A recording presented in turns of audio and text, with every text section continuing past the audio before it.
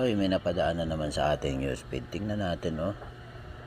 Love daw kapag ipis. Like pag si Bongbong. Parang ano to? Survey ba? Survey. Bagong Pilipinas 2022 page. Ayan. Hindi tayo nakapalo dyan, ha. Lumabas lang yan. Lumabas lang. Tingnan natin. Ang hatol ng taong bayan.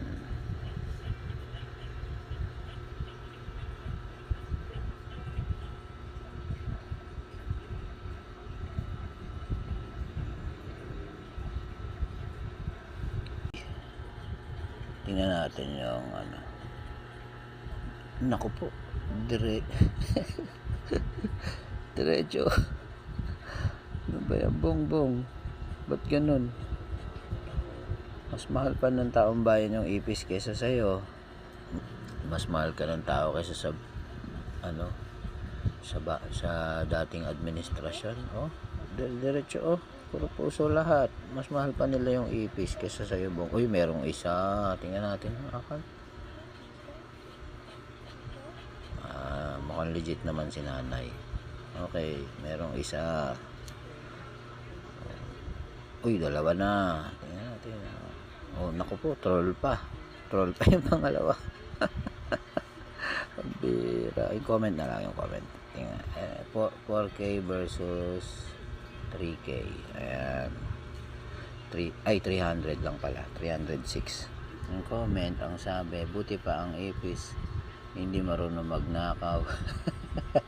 PPM is the best price. Merong isa. Tingnan natin nga ito. Oh. Trillanes, ipapamukha umano sa publiko kung gaano kakurakot si Vice President. Gawin mo kung may ebidensya ka, Trillanes. Hindi pala siya ano. Wala, iba to, hindi siya dito, legit account, tapos pro yung ano niya, kaya lang tag dito. Ayan. Tara sa comment section tayo. Comment section. Palasyo ng mga may sayad at saltik. Gaga pala to eh. Kawawa si Junjun. PBBM solid. Yan natin yung PBBM solid.